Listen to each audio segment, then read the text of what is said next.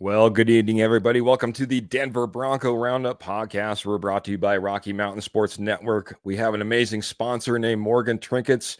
We'll talk more about them later, but I'm in here. We're in here. You're in here, the posse. We're all talking NFL playoffs. I can't believe it. I didn't know when this would actually come around. Podcasting has been around for a few years now for the Denver Bronco Roundup. Finally, we're talking playoff football, but I'm not alone. My name's Keith Brugman.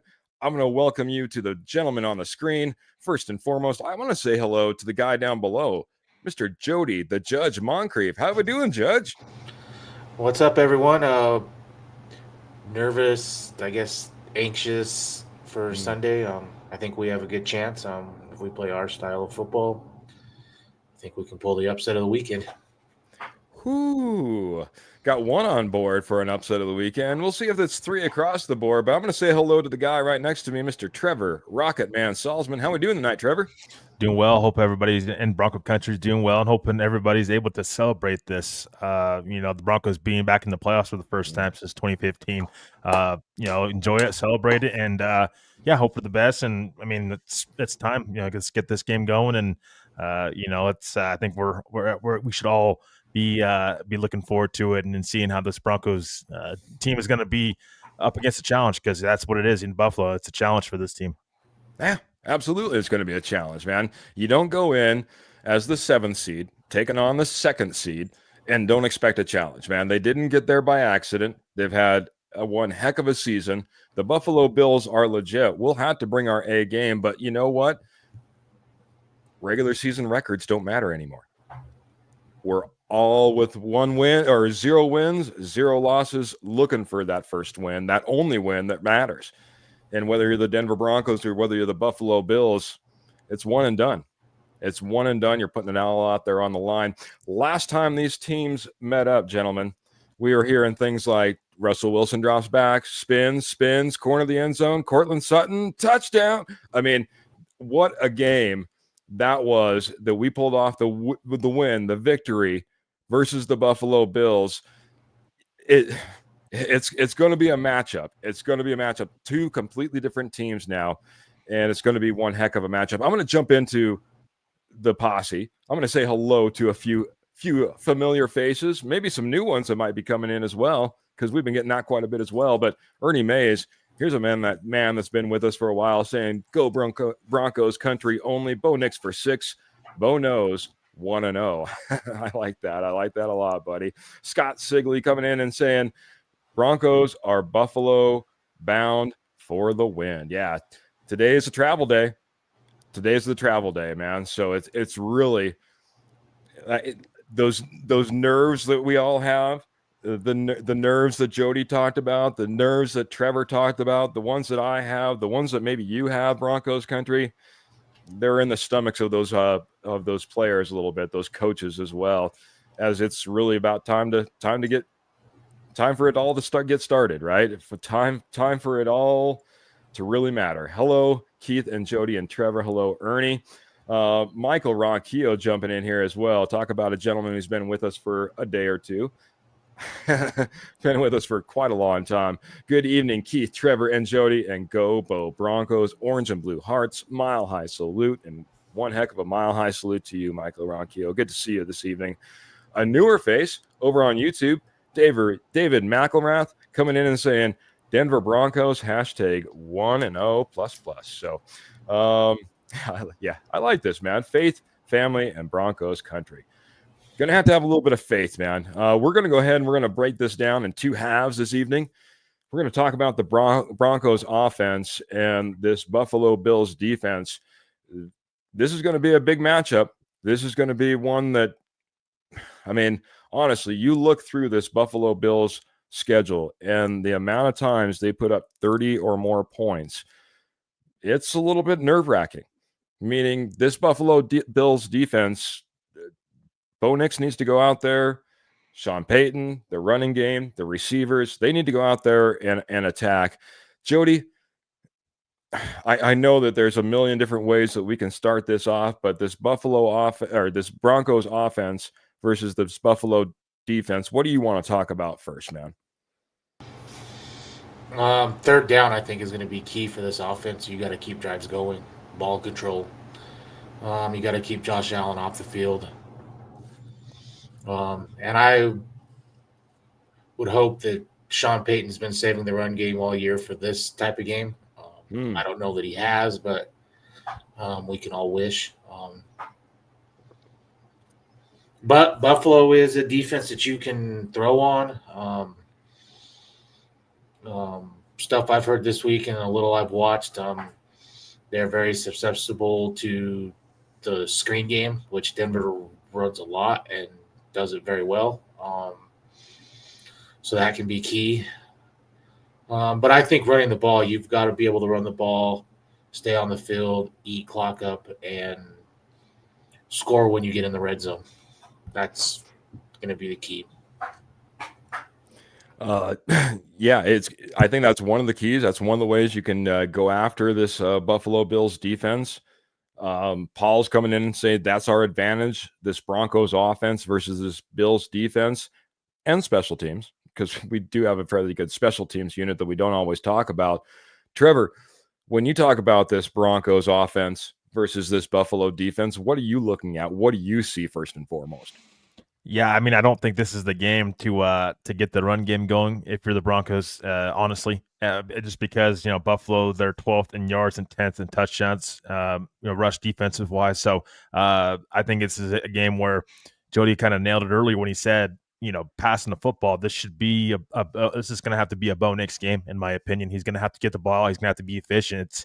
If Denver has any chance in this game, it's going to have to be on Bo Nix's shoulders, honestly. And it's I guess you can say, well, he's been trained throughout the season to kind of get to this point because he's kind of had to carry this offense anyways on his shoulders without a run game. So you can say maybe he was trained for this, and this is a good Buffalo Bills run defense. So I'm a little concerned with their ability to run the football, but I think if Bo Nix can get the ball quick and get it out to his wide receivers, there's no reason. I mean, they can't be able to move the football. The Bills pass defense, 24th in yards and 24th in touchdowns. I mean, to me, that signals a team, and I've watched this team on film as well. And teams are able to get the ball to their wide receivers, and the Buffalo's pass rush and able to get to the quarterback. So I think this is a game where you can really rely upon Marvin Mims and some of these screen games to kind of get going and really help your offense out. But I think this is going to be a pass heavy game for the Broncos offense in this one.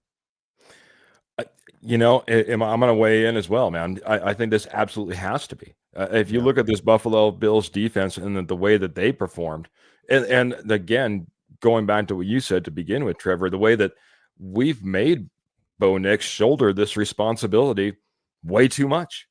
I think all of us will agree we would have liked to seen a run game develop, at the same time that Bo Nix developed after week 2. It's okay if you have a couple of weeks, knock the rust off, not know what you're doing as far as game planning or who your number one is, but you start to come into round at some point. That never really happened for the Denver Broncos. When you look at, the Broncos offense, Javonte Williams is our leading rusher. You want to guess how many yards that Javonte Williams and finished up with? 650, 700 in that range. Or less. Jody? Sorry, like 4 something, like 480, somewhere in there. Yeah, if we're playing closest to the pin, Jody wins. 513 yards for one Javonte Williams as our leading rusher this year. It was just a run game that hasn't gotten going. And I wish and I hope you're right, Jody. I hope we save something in the tank. I hope that there's another page to that long playlist that Sean Payton holds on the sideline, that maybe we can break out and get something going. But if we're looking at the past and trying to predict the future says that this is going to be a game that's going to, we have to rely on Bo Nix. Now, there's a couple things that make me feel really good about that. When you look at this Buffalo Bills defense, 28th in completion percentage against in the league, 68.6%, 29th in first downs given up in the league. There's on the passing side of things. So, I mean, they're like ranked at 25th in TDs allowed, with 28 TDs allowed this year through the passing game. So there's lots of opportunities. Now, on the other side, 4th in interceptions with 16. This is a game that Bo Nix is going to have to go out there and he's going to have to make sure that he's paying attention and not turning over the ball, because they do have the ability, just in interceptions alone, to change a game. It only takes one.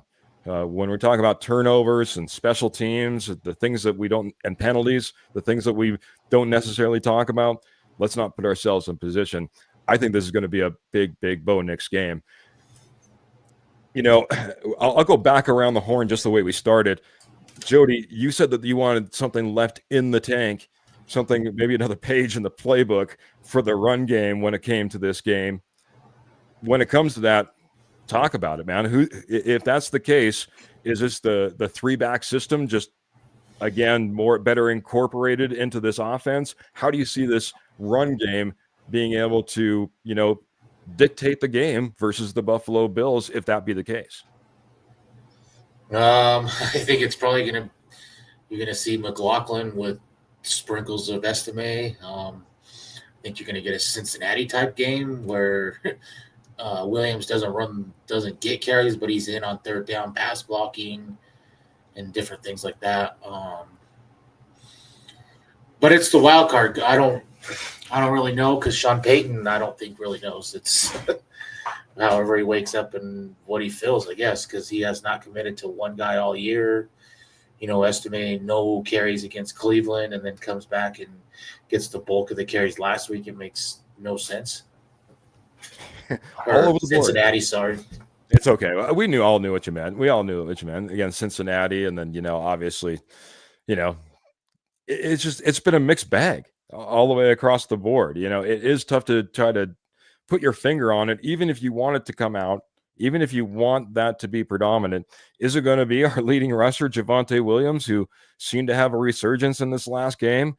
Is it going to be Estime, who got more looks at the end of the season?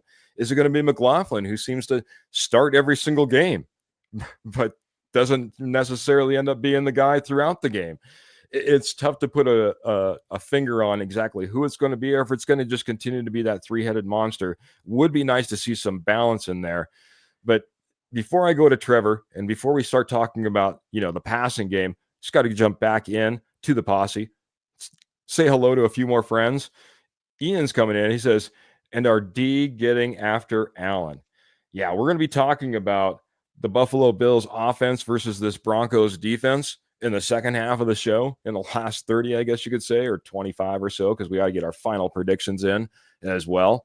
But yeah, everything's going to be on the table. I appreciate you jumping in, Ian, and saying hello. Scott saying maybe use Burton more to clear a path for the running backs to follow. Jody, one of the things that, and I'll just put the cards on the table one last time before I go to Trevor in this passing game. I want to go back to the running game maybe just one more time. One of the things I did like, we saw Burton being utilized a little bit more, especially in this last game. But another thing, when I went back and I looked at tape, really want to blow the holes open, start pulling our guards, start pulling a tackle. You get Ben Powers on the move. You get Garrett Bowles on the move coming through a hole. We were able to get pretty good run. Do we need to see more fullback usage, more pulling of guards and tackles? Do we need to just continue kind of where we've been at, just more that straightforward type of and I guess perimeter type of tosses? What are your thoughts on the play calling in the running game? Oh, I definitely would like to see us get more creative the way we run the football instead of these just right up the middle. One thing I did notice last week, and I don't know if that was in preparation for this week or if it was just to run clock, Bo Nix was under center a lot last week, and I think that's where you can run the ball best. You either are under center or you pistol. That's what gives the running back the best option. So maybe that was a little signal. Hey, we're working on it. We're gonna do something new this week. I don't know, because he was under center a lot, and they did run the ball a lot. For what that's worth, I don't know if that was once you got out to a big lead, you were just running clock, or if you were really trying to establish something for this week. I don't know, but I would definitely like to see. I like Bo Nix under center because you can do play action off of it, and I like it more than just the handoffs right up the middle. I mean, you can see plays where teams just key on it and they know what's coming. Agreed. I 100% agree. And just to rewind all the way back to when Bo Nix first got drafted by the Denver Broncos, one of my biggest concerns, Bo Nix was in shotgun like 99% of the time in Oregon and like 97% of the time in Auburn. It was like I was nervous about that transition, because that's a completely different skill set if you haven't done that, and getting that step back and not being stepped on and not tripping over your guard. And there's a lot in there. He's done that. Just another feather in his cap. Bo Nix has done fantastic in his transition and what he's been asked to do, and that was never an issue. So hats off to him. What I thought might be an issue, never really even saw it. At least, well, maybe week 1, week 2, but that was jittery feet for Bo Nix. He got his feet underneath him and really turned around his season after that. And it's something like if you go watch old Saints games, Drew Brees was under center a lot. Something I'd like to see Nix get under center more. It would help the run game. I think the shotgun, in my opinion, is he can see the field better. Allows him to see the field. And until he's 100% comfortable, with all his reads and these plays, I think you're going to see a lot of shotgun because of it. Yeah, it's what we've seen the majority of the time, but it was, like you said, Jody, good to see. It certainly does help dictate the game differently, and it makes the defense, react differently to what you're doing. You're able to dictate better, in my opinion, especially in those situations where maybe they haven't seen it as much. We have our good friend Phil McLaughlin coming in as well, saying, "Good evening, Keith, Judge, and the Rocket Man. Let's keep pressure on Allen, play man, and let Bo play." We'll talk about all those defensive pieces that you just talked about, but let Bo play. Trevor, that keys us right up for what we were just talking about on the let Bo rip it up and put it all on his shoulders, and what's going to have to happen in this passing game. So I ask you, what's going to have to happen in this passing game? What are we going to see? Who's going to be involved? And how does this play out if we're going to get away with a win?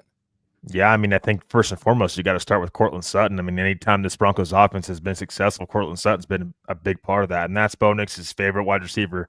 I think that he's going to have to be involved in this game pretty heavily. And I mean, I think it's a mixture of different things. Bo Nix being able to get the ball out quicker because they do generate some sort of pass rush. Now, it's not like elite pass rusher. They don't have an elite pass rusher, I would say, on that defense. But you have Greg Russo, and you have Von Miller. Obviously, Ed Oliver hasn't had the greatest season this year, but he can get after the quarterback a little bit. So you're gonna have to get the ball out a little bit quicker, in this game, in my opinion. And here's the thing as well.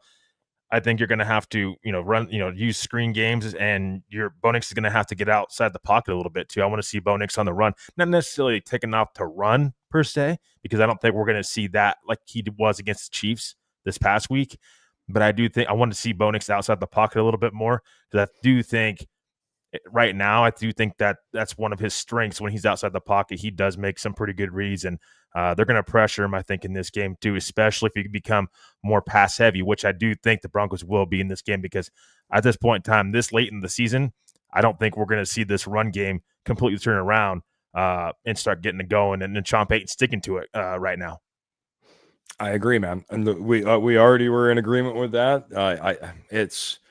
It would have to be just off the. I think the running game would have to start really successful for Sean Payton to just want to continue and continue and continue, especially in a playoff game like this.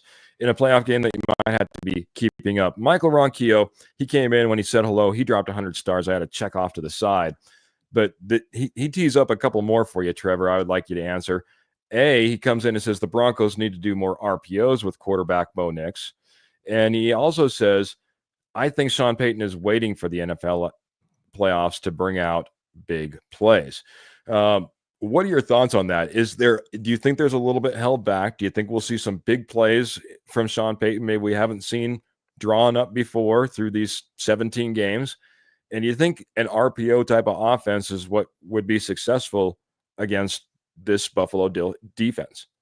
Yeah, I mean, I think RPOs would be successful in a way, but you can't. I mean, I don't know that you can be overly consistent with it. Again, I think that this Buffalo defense up front is a little bit better than what expected, from what I've seen anyways. Again, they're not an elite unit by any means, but I do think they will force Bo Nix out of the pocket and on the run a little bit more. But I mean, I think I would like to see some mixed in there. Of course I would. Be a little bit more creative. Like I said, you have nothing to lose in this game. You're the underdog. Lay it all on the line, because guess what? This team's personnel this year won't be the same next year. You're going to have a different team next year. Your offense is going to be changing a little bit. It's not going to be the same offense you're going to run each and every year. So there's going to be tweaks to it. Of course there's going to be. So lay it on the line this year and be creative. That's what I say. And, is Sean Payton holding back plays? I mean, I don't know about holding back. Maybe he's diagnosing more this week, I would say, for this game, because it's a playoff game and you are having to compete with one of the best quarterbacks in the NFL and Josh Allen. So, I mean, I surely hope so. You don't want to get too kind of, stale with your offense. So I would sure hope so. He's going to be creative in this one, and I definitely want to see it. I think it's possible. This is you're getting up to this point, right, in the playoffs. Yeah. You are paying Sean Payton $20 million. This is a big part of what you're paying Sean Payton $20 million for, to win these big games. Mm-hmm. So let's see it, and let's see it on Sunday. Let's see how this offense goes. Hopefully they can be consistent. Yeah, no surprise onside kicks, unfortunately. So we're going to have to rely on some surprises in other capacities when it comes to going out there and getting the win. The one thing that I saw, regardless, I don't care if we're talking run game, I don't care if we're talking passing game. There's one similarity, I guess, that Broncos country may feel familiar with, and that's that these linebackers struggle. These linebackers struggle at times. And I think, one of the things that we could see come back, maybe not necessarily be a new play. I haven't seen that Cortland Sutton slant in a few weeks. And that Cortland Sutton slant has done wonders in the past. That big body, he gets inside, he bodies him up, and heaven forbid he gets led properly. Oh my goodness, he could be off to the races. We could be looking at another, rest in peace, Demaryius Thomas from one Tim Tebow in overtime, type of play. It's literally it's wide open. And honestly, there's opportunity. I heard we got Ian coming in saying, dude, look at that beauty to Mims in the end zone. Outstanding. There's opportunity there as well. Their safeties are not elite. They're not elite. So, again, from a speed perspective, I should say, they are not elite. If you can get behind them, man, you can be gone. So there is opportunity, and I think it's going to come really through the middle of the field, but you got to be able to take those opportunities down the field. Marvin Mims, please, Troy Franklin, if you're thrown to, whether it come from the Bo Nix side or the Troy Franklin side, let's make sure we get that dialed in. Let's make sure we come down with that ball. Let's make sure we get those receptions in. I think that could be key because you can only have so many opportunities missed. This is, again, going back to what I started off with. We'll be talking about the Bills offense versus this Broncos defense here in a little bit. But this is a team that, absolutely can put up points. We're going to absolutely my anticipation is we're going to absolutely have to go out there and put up points. And as much as I want that run game to get going and that to be a key piece of it, if that doesn't happen right off the bat, you don't have time to try to develop your run game versus a team like this. And I think that's played out throughout the season. You've seen that as they went up against other teams, that they become one-dimensional. It's going to be a lot of pressure on Bo Nix. All pieces are going to have to come into play in regards to that receiving core. I don't care if it's Devon Vele, who came in, third, I believe it was. Yeah, Devon Vele was third in overall yards, with Marvin Mims being second, Cortland Sutton being first. It doesn't matter. I don't care if it's Nate Atkins or Adam Troutman, or if we finally hear Lucas Kroll's name again.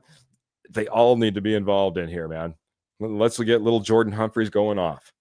It's going to have to be a type of game where it's going to come from just about anybody and everybody. And don't forget, these running backs, they can be and have been very, very effective in the passing game when it comes to those short passes, those swing out passes, whether it's them or Mims.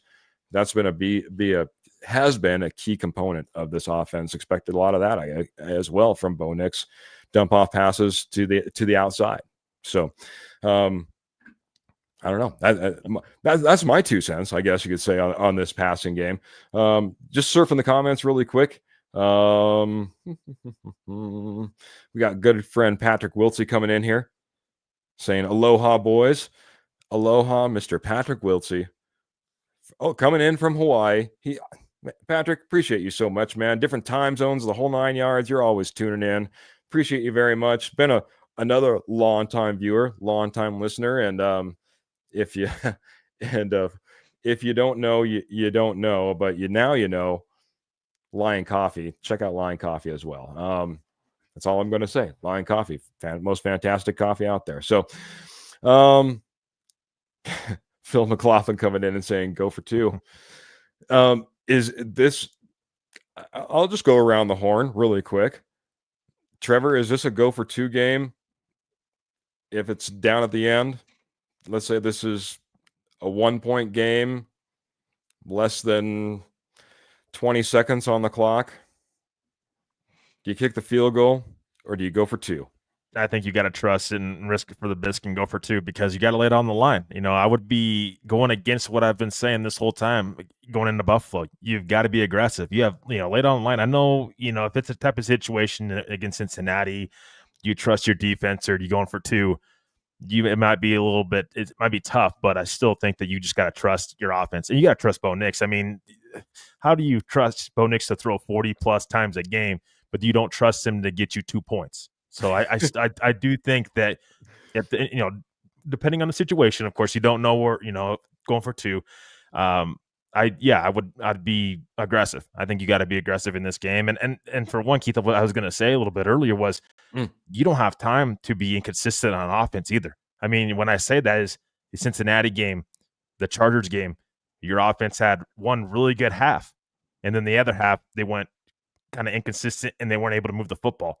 They weren't able to get, score points at all. So you can't afford that in this game. You can't afford to come out hot and then go cold after halftime and going into the second half and your offense doesn't do nothing. So I want to see this team, this offense. This is one of my concerns is a full 4 quarters and a full game of consistent offense moving the football. Like you said, this offense is going to have to score. If you can't score on offense, you're going to put your defense in a really tough spot against one of the best quarterbacks in the NFL. Eventually, you keep doing that.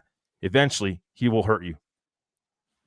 Yeah, absolutely. Just a couple hellos really quick that I do need to get in here. Outlaw Bill coming in here saying, "Let's go Broncos." Good to see you, Outlaw Bill. Paul just saying that Sutton makes some incredible catches. I want to scroll here for just a second, so just give me a moment because I wanted to say hello to somebody who came in ages ago.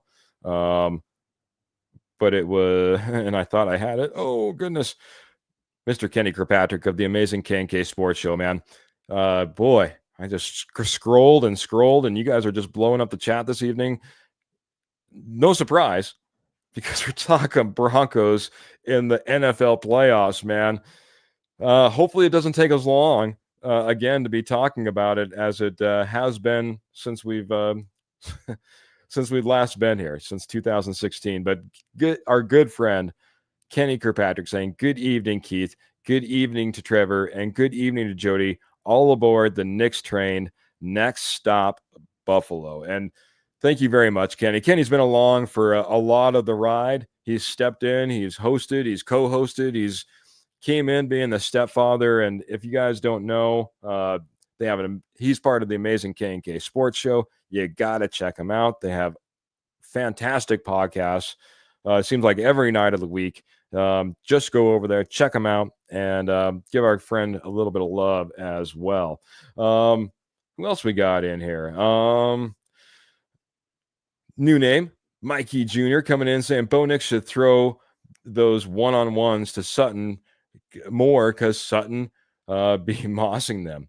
And yeah, to just reinstate my point, I think that's certainly a possibility. I mean, big guy, big catch radius, great hands.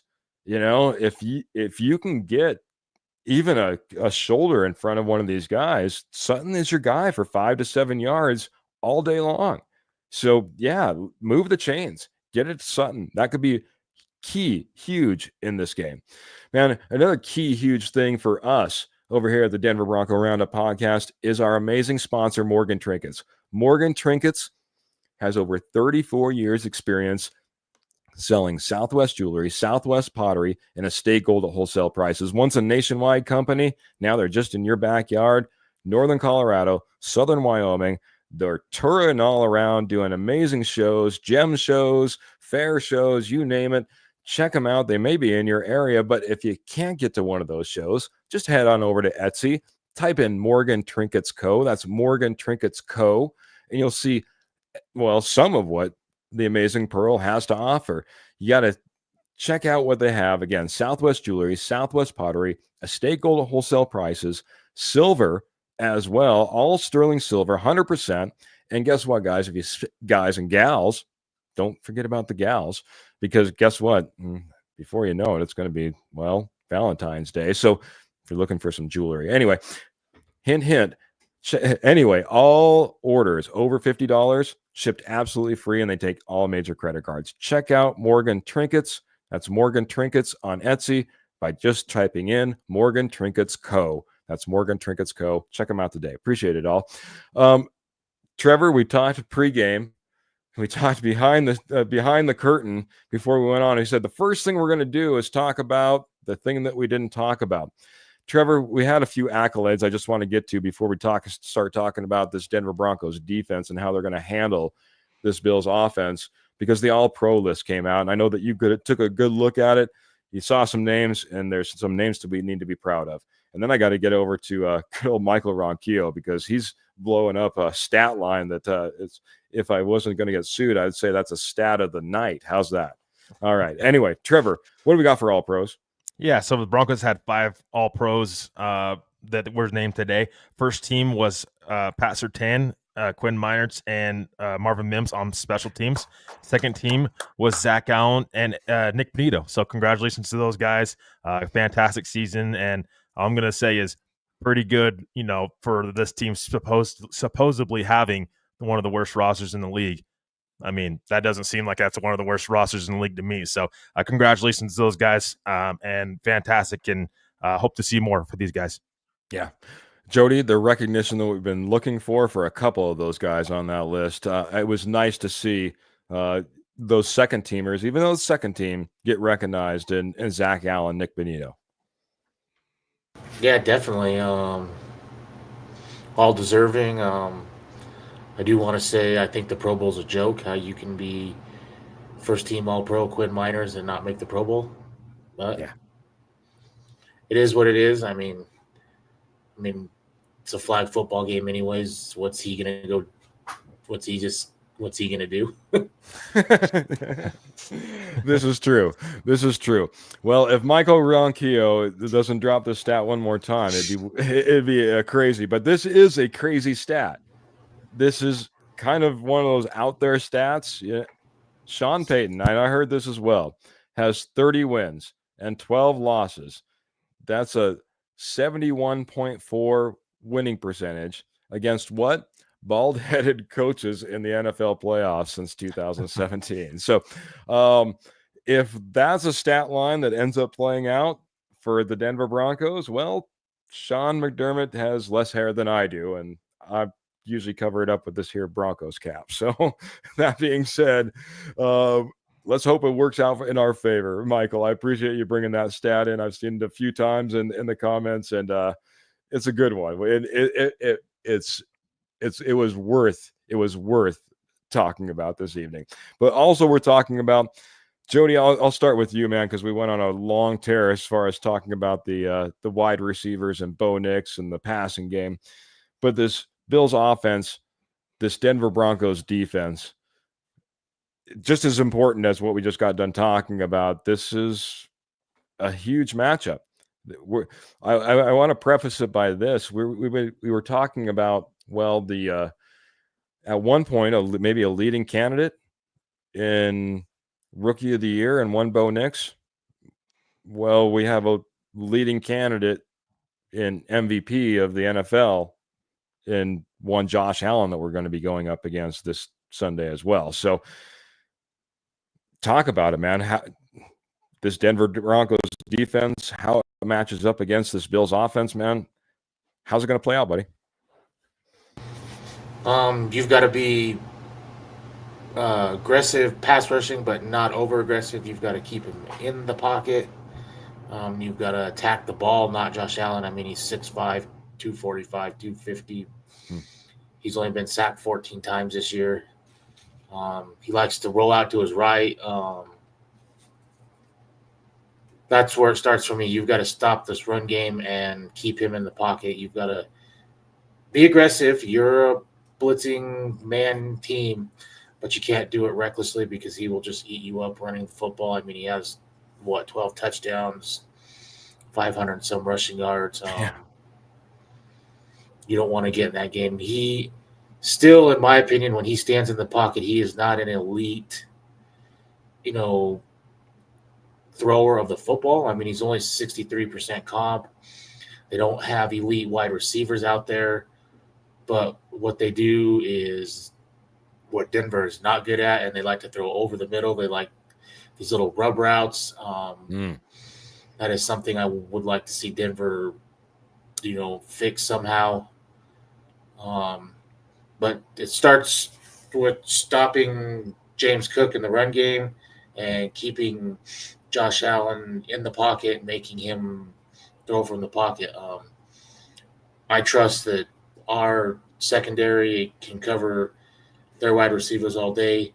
So I think you might see some covered sacks and stuff, but you're going to have to try to sack the football, not him, because he will shrug off a lot of guys as big as he is. Huge beast of a man that stands back there. He does absolutely just shrug off guys and runs out of tackles and makes guys look silly at times, look like they're, not attacking a quarterback in the NFL. Let's just put it that way. Trevor, it's tough to try to go out there and stop two big weapons. So I'm going to have you make the choice. If you had to choose between a Josh Allen and a James Cook, who went over 1,000 yards, basically almost doubling our top running back, and you're talking about Josh Allen, the guy that goes out there and is a leading candidate, as I said, for MVP this year, who are you choosing, man? Because it's tough to try to say we want to go out there and stop them both. Yeah, I mean, that's a great question, Keith. I will say this, so I think that this Buffalo Bills offense has more weapons than maybe the stats are letting on, and I say that because I know that they don't have one elite wide receiver, and I get that, but they have a lot of really good ones, and they spread the ball around pretty good. So I I'll just say that. But when it comes to James Cook and Josh Allen, I would say James Cook for me. I think that he's a big X factor in this game. If James Cook gets going, I think it's going to open up that passing game even more for Josh Allen, and it's going to make life difficult on this Broncos defense. Josh Allen's he's going to get his stats. I mean, he's going to be able to make some passes, and because this is just what makes Josh Allen elite. I mean, he's fantastic at what he does. He's done it all year. You just have to be able to try to contain him the best you can and not let him get a run game going. That's James Cook. James Cook, he's had a fantastic season. You mentioned 1,000 yards, 18 touchdowns. I mean, if he gets going, I think it's going to be a difficult day for this Broncos defense, because now you're really susceptible to allowing the Buffalo Bills to really open up that passing game. And I just got done saying they have many different weapons: Khalil Shakir, Dalton Kincaid, Dawson Knox. I mean, Keon Coleman. And then I haven't even mentioned Amari Cooper yet. So they've got weapons, a plethora of them that they like to do and like to spread the ball around. So I think that can be very dangerous. So stopping James Cook, for me, first and foremost, is, I think, huge in this game. And I think he's the X factor for them to get a win on Sunday. Yeah, getting a lot of agreement. Ian came in on Facebook's, Young Tyrone first came back in on Facebook and said, stop James Cook. Michael Ronquillo agreeing, saying running back James Cook has got to be the key here. Kenny Kirkpatrick saying, I absolutely love this matchup for the Broncos. The Broncos' strengths on defense is containing QBs in the pocket. And we have done a pretty good job about that. The guys haven't rolled out and made us look silly. The thing that concerns me more than anything is that we do love that man defense. And we saw it with Joe Burrow, taking off right down the middle of the field and running for a huge gain. And we've seen that throughout the season. If you can go back to Geno Smith doing it if you want to, all the way back to week 1. I mean, this is one of the things you have to look out for when you're a man defense. That's one of the things that scares me. Like I said at the very beginning, in the first segment, we match up kind of similarly on defense in the fact that, our linebackers and what we are able to do in the middle of the field isn't always the best.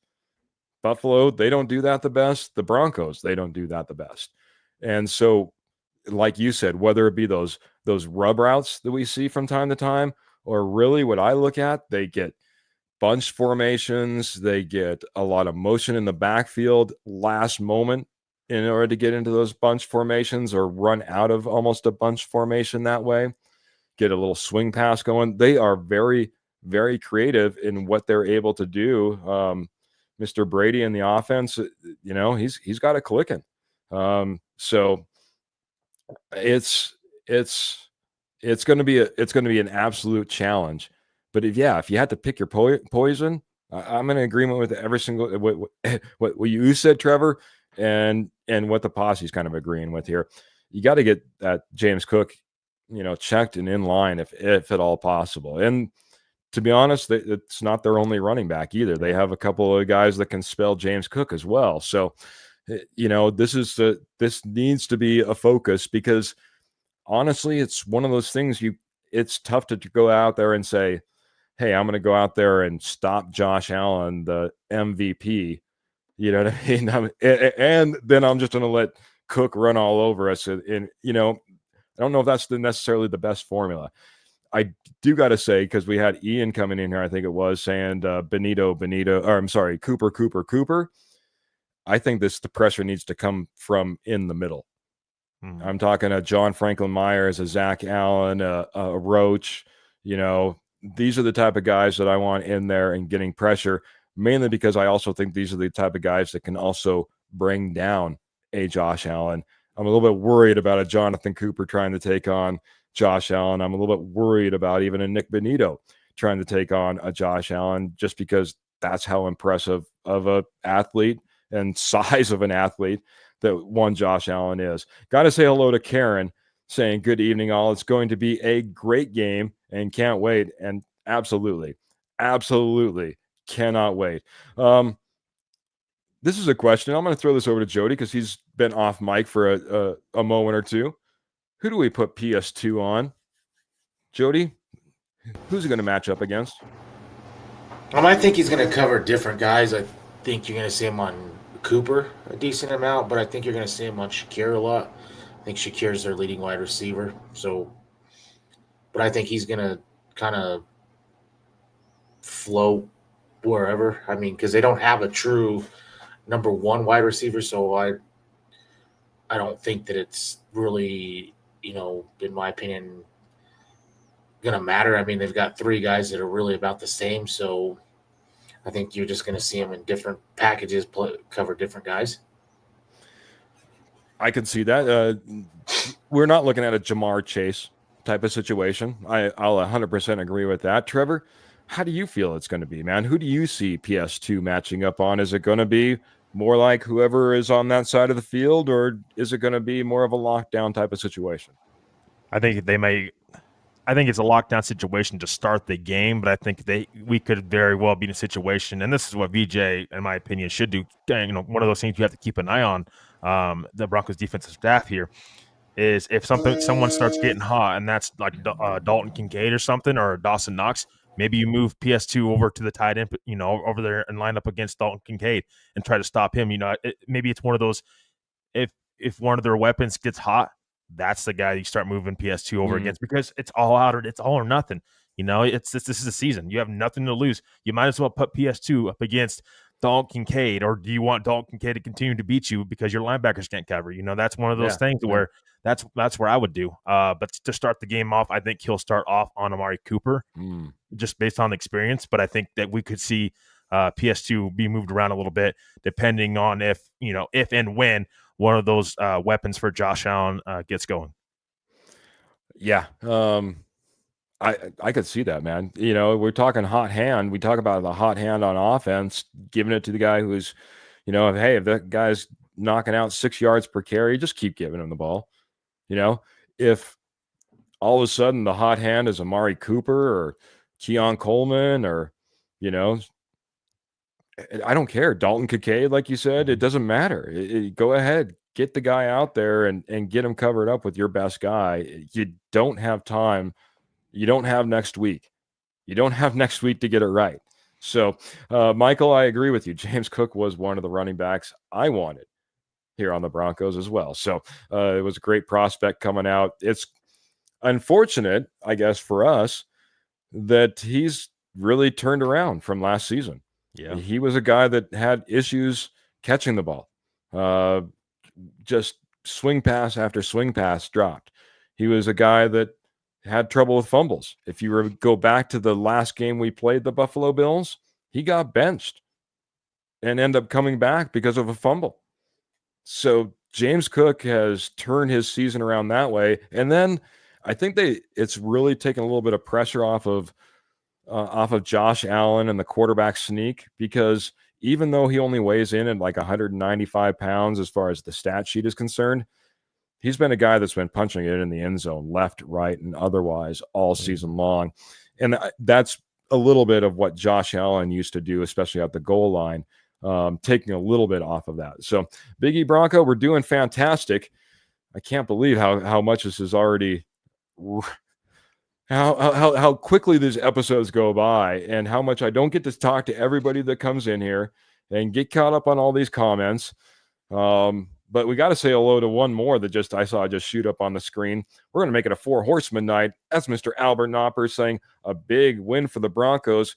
I guess he's getting us a little bit started off with some predictions. Not that I haven't seen a few others already, but he got to say hello to, the horsemen, get them all on the screen here. So he's saying the Broncos win 24-15, and he's saying hello to us, the DBR crew and the posse. That's all of you jumping in here and saying hello and commenting and having just a great conversation this evening, man. It's also good to see where everybody's from. Been seeing a lot of that. Anywhere from San Diego to originally from Kansas. We got Albert checking in from Missouri, and we got the 2 boys with me on the screen coming in from Colorado. I'm all the way up here in Montana, so hello everybody. But that being said, man, this again, huge matchups. When we talk about this Denver Broncos defense, this Buffalo Bills offense, again, is it safe to say, and Jody, I'll put this to you, is this the biggest biggest challenge this defense has seen throughout this entire season? It's one of them. I don't know if I'd say the biggest. We've played Baltimore, so That's true. That's true. Cincinnati. But I will say I'd rather see a game like Cincinnati than I would see a game like Baltimore. You are a man blitz, aggressive defense. Don't sit back in zone and play that. That's not what got you here. Live by the sword, die by the sword. Trust your guys. This is going to be Riley Moss's third game back. I think he's now back into full game shape. He looked good last week, although it was against backups.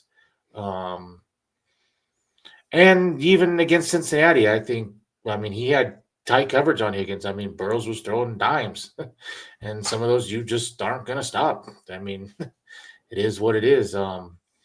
But like I've said, the Buffalo doesn't have a T. Higgins or a Jamar Chase. You can lock up with these guys. You have elite pass rushers. Trust what's gotten you here all year, but you got to do it smart because Josh Allen's not afraid to, run the football 20 times a game. He doesn't care. So you've got to be smart with it. Yeah. Well, Trevor, every single time we come down to these games, it's about a few things. A, you got to be good with the ball. Turnovers can't be a thing. We talked about it before. Penalties can't be a thing. And last and not least, special teams. Special teams can absolutely flip this, man. We're about ready to wrap it up. We got to get everyone's score predictions in. I'm starting to see a few of them come in. I'm even seeing people telling me what our good friend Philip Lindsay predicted. So we're getting predictions from across the board. But that being said, man, any final keys to this game? Any last things that we need to talk about before we sign off? Get our predictions in, sign off, and hopefully go to bed thinking about Denver Bronco playoff wins. Yeah, Well, go ahead. Sorry, Jody. For me, it's just I understand blitzing Josh Allen, but I would be careful sending the house towards Josh Allen. I think rushing 3, rushing 4 is definitely possible, and I agree. Like what Jody said earlier, you got to contain him in the pocket. Can't let him get outside, but I also don't want to send the house on Josh Allen too many times over and over again, just because those elite quarterbacks, they're great at getting the football out quick, and they'll run routes over the middle of the field, and it's going to be a long day, if you continue to do that. So I will say what VJ has to do defensively, I think is be creative too, honestly. And we see that with Sean Payton is you just got to mix different coverages up. It can't be one coverage the whole game, or it's going to be a long day, I think, for this Broncos defense. So that is it for me as well. James Cook, again, last time he played Denver, 109 yards last season when the Broncos played in Buffalo. And I know he got benched and whatnot for fumbles, but had 109 yards. Maybe there's something to that when it comes to facing this Broncos defense. And hopefully this defense is able to get some push up front, contain Josh Allen, and just completely stop James Cook. If the Broncos do that, I like their chances. I do too. Final keys, final thoughts around this game, Jody, and then we'll obviously get our predictions in, and we'll get out of here. I'll piggyback off of what Trevor said. You've got to stop Josh Allen. If he beats you throwing the ball, standing in the pocket, not running, so be it. But I'm not going to let him get out of the pocket and freelance and run because he's, like we said, 6'4". What is he? 6'5", 250, and he's going to run over guys, and he's not afraid to do it. He's not afraid to run the ball 15, 20 times a game. Stop that. Stop James Cook, and I like our chances. I'm going to trust this D. It's as healthy as we're as healthy as we can be, really. Same on the O, and I like what I've seen the last few weeks. Marvin Mims. They're getting Marvin Mims involved, and he is another deep threat player. And that's two guys, Mims and Sutton, that have now got the deep ball connection with Nix. And I think that worries whether teams will admit that or not, that worries teams. I like it. I would have to agree, man. This has to be one of the scarier matchups. We even had our good friend Michael Ronquillo coming in here. He was breaking down, that the NFL starts on Saturday. The Chargers and the Texans, the Steelers versus the Baltimore Ravens.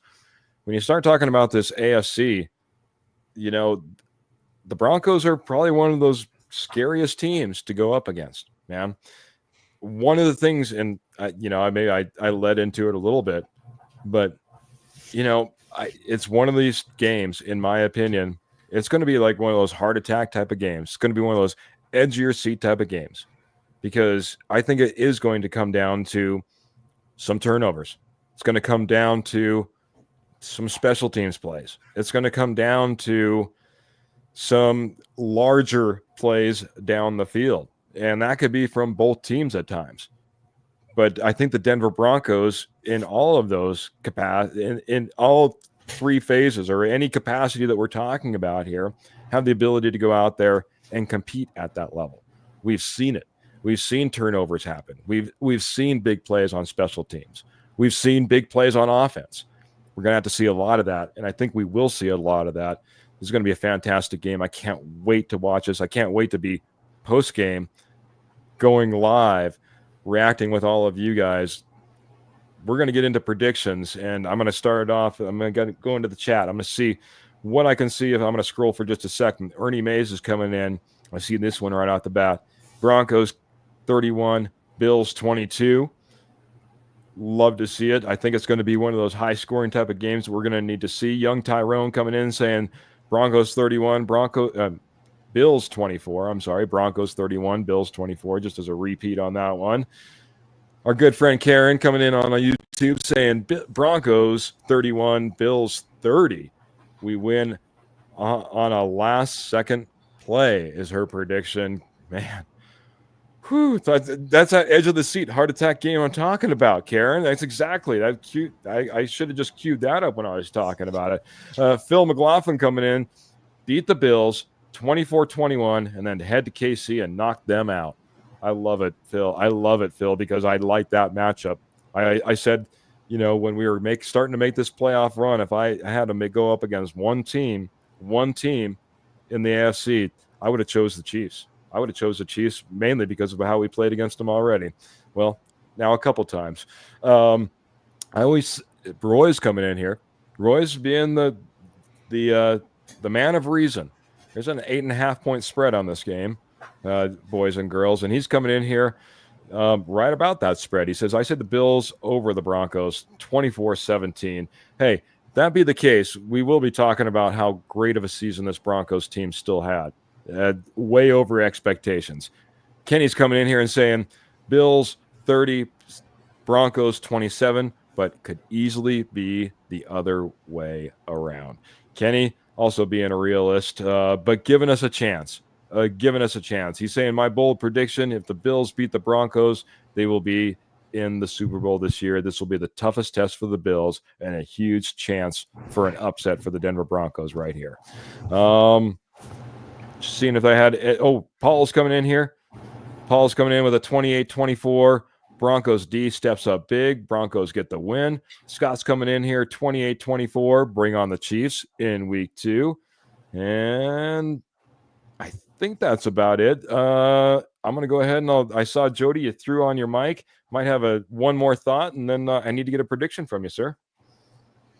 No, I just there's a lot of people in here making these high score predictions. I think that's not good for Denver if it's high scoring. I would like to see a little more low scoring. That's not a good sign if they're moving the ball on your D, because your offense has been boom or bust at times. So I much rather would keep this a lower scoring game. I see it somewhere 17-17 late in the fourth, and it could go either way. I'm going to go fingers crossed Denver does something. Nick shows that he's not your typical rookie, and you're paying Sean Payton $18 million for a reason.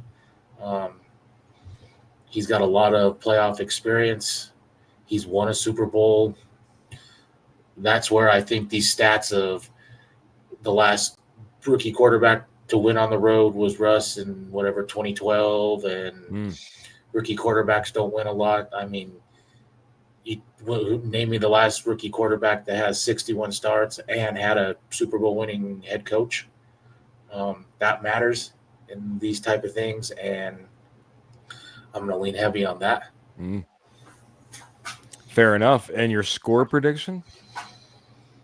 2017 Denver. 2017 Broncos. That's more with my heart instead of my brain, but that's where we need to be sometimes, man. We've been talking about Bo leaving almost all season long, where there's got to be a little Bo leaf sometimes. Jody's trying to throw a little Bo leaf out there, just enough for the Denver Broncos, eking out a win 2017. I will add, I would like to see that and I think a lot of people, if Denver can get an early score and take the lead early, I think that will ease the mind of a lot of – that'll put fear – I think that'll just put a little something in Buffalo, maybe get them off of their game plan. I could see that. I mean, you talk about playoff football, that is the case, right? You know, it's every single score, especially at the very beginning of a game, is momentous. It puts the next team on their heels just a little bit. So it's got to go out there and match it. You know, you don't want to get too far behind, you know? Because I think they're going to be a little tense. I mean, they beat the number 1 seed in both the AFC and NFC this year. And if you come in here and you get an early lead, maybe even possibly go up like 10-0 or something, they're going to be nervous about that. And I think that's when you can get them off their game. I like it, man. I like it. Trevor, before I go to you, Patrick Wiltsey is saying goodbye for now. And goodbye, Patrick, man. It's so good to have you in here. Hopefully talk to you boys Sunday afternoon. Absolutely. We'll be here post-game, every single game. Well, as long as it's not one of those weird night games. Anyway, 35-34. Hopefully the Broncos. Could go either way, though, says Mr. Patrick Wiltsey. So he's got a little Bo leaf as well. Trevor, I know you've been trying to Bo leave as well, but you've also been a realist. We've had some realists in here, from whether it be Roy or Kenny or even Patrick Wiltsey, saying it could go either way. What are your thoughts on this game, man? Yeah, I mean, again, you're going up against a top 10 defense, top 10 offense, in the NFL, and Josh Allen, he's different. He's a different animal, and elite quarterbacks this year, they usually do score pretty high against the Broncos defense this year. Look at Lamar Jackson, look at Joe Burrow. Those have been high-scoring games, so I wouldn't be surprised at all if this, was a high-scoring game as well.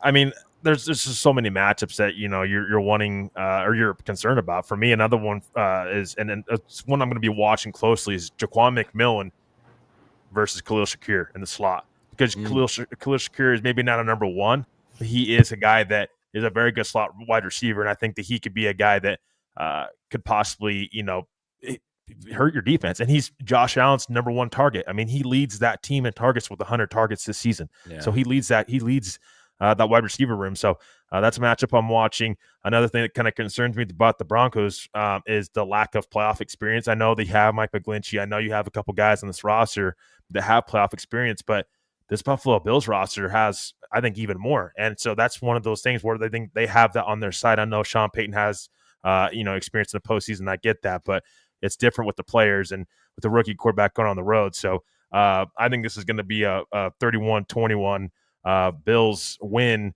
Unfortunately, again, I think this game is going to be closer than what some think, though. I don't think this is going to be a game where you're going to see, a blowout or anything like that. I think it's going to be close up until the end.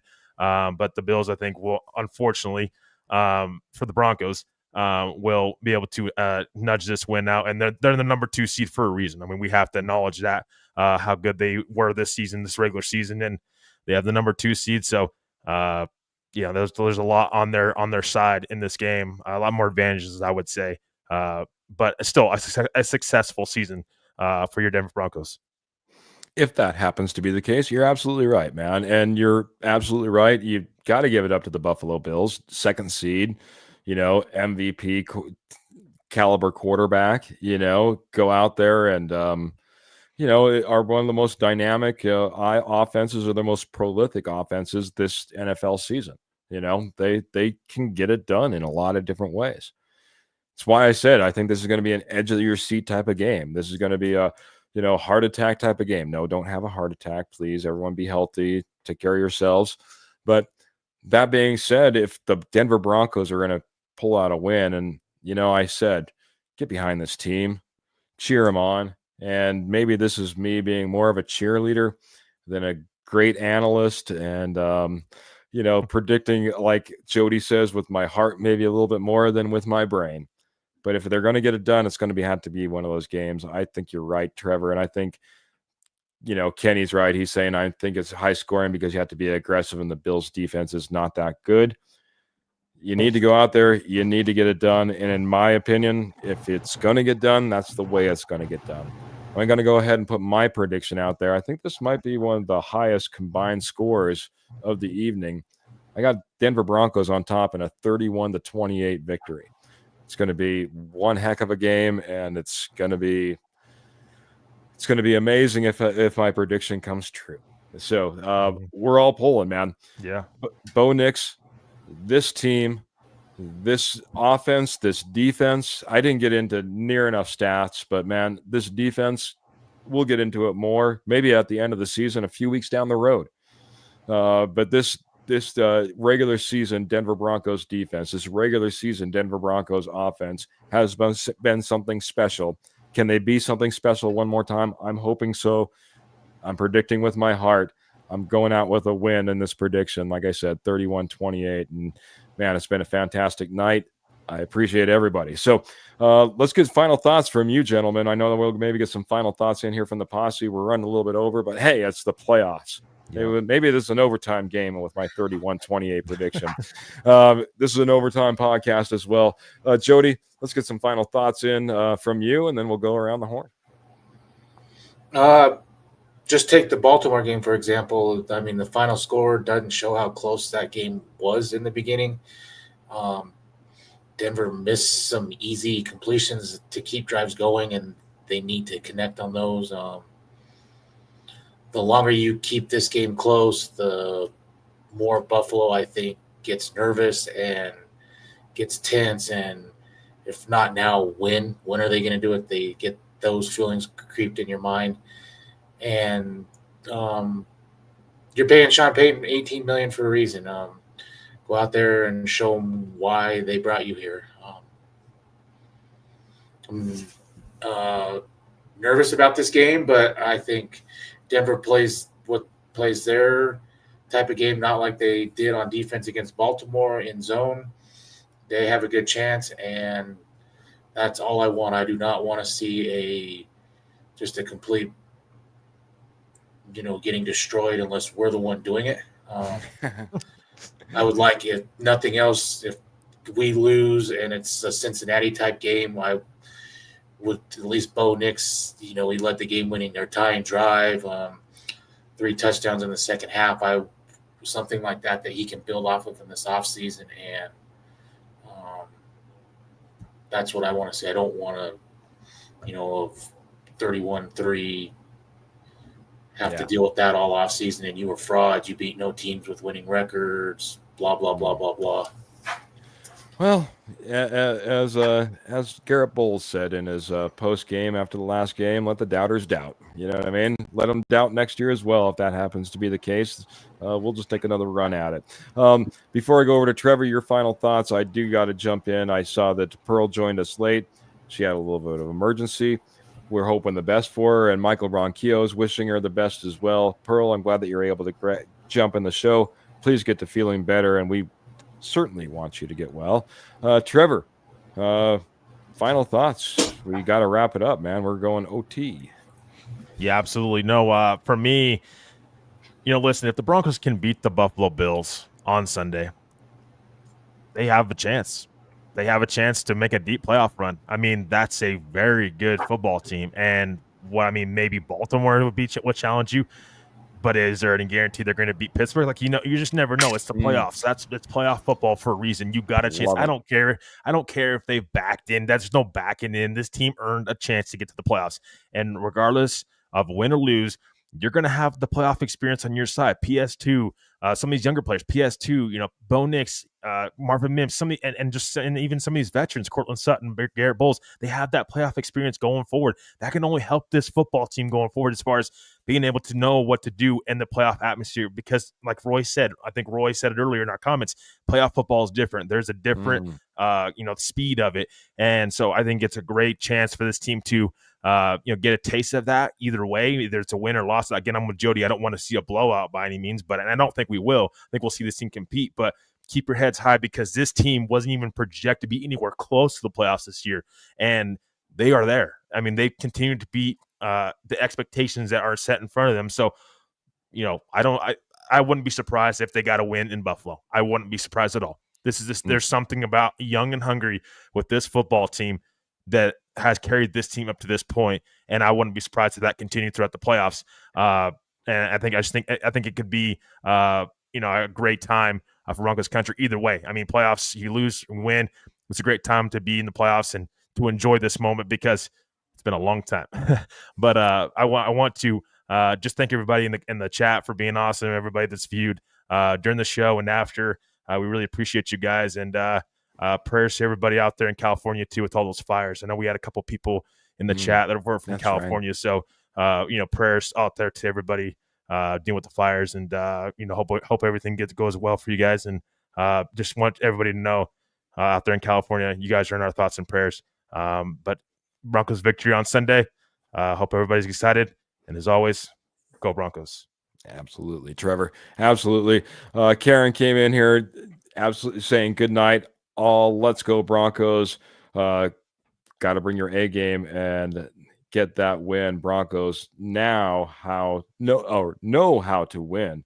And Kenny Kirkpatrick just giving us a quick reminder, never say never. The Giants won the Super Bowl and beat the undefeated Patriots as the 6th seed with just 9 wins back then. Came from nowhere to go out there and shocked the world, quite honestly. Shocked the world in that Super Bowl. That was amazing. I loved every minute of it. I think most Broncos country loved every minute of seeing the Patriots go down and not have that undefeated season. Gentlemen, it's been a fantastic night. It's been a fantastic podcast, man. We go live for anybody who doesn't know, because we did have some new names, some new faces. Appreciate you jumping in here. We go live every Tuesday. We go live every Friday, and we'll be going live right after the game, post-game, reacting to what we all hope is a Denver Broncos victory and moving on in the playoffs, taking on those hopefully Kansas City Chiefs. Well, then it would be the Kansas City Chiefs. I'm sorry. You don't have to worry about that. It wouldn't be any hopes. That's who would be taken on next if that be the case. The Posse, y'all are amazing. Appreciate those who were able to jump in here, drop stars. I saw Michael Ronquillo. I saw one Phil McLaughlin jump in here and drop stars as well. For everyone who came in here with thoughts about how this Denver Broncos offense is going to do, Denver Broncos defense, the matchup against this Buffalo Bills team, which we got to respect. They are favorites in this game. They do have an elite amount of talent, and hopefully we can go out there. We can show how elite we are, be at our very best, play all 4 quarters, go out there, be good on offense, defense, special teams, minimize those penalties, and come out there with a Denver Broncos win. But that being said, we do need to get out of here. Thank you all. Love you all so very much. Love being able to talk postseason football with you. Hopefully this is just one of many seasons to come under the Bo Nix, Sean Payton regime. We're going to have to get out of here, though, and I do it one way and one way only, and that's by saying, remember, keep those boots right there in the stirrups. Make sure you keep those guns in your holsters, and as always, keep those playoff Denver Broncos in your heart. Until next time, until Sunday when we go post-game, we're going to get out of here. Have a great night, everybody, and go Broncos.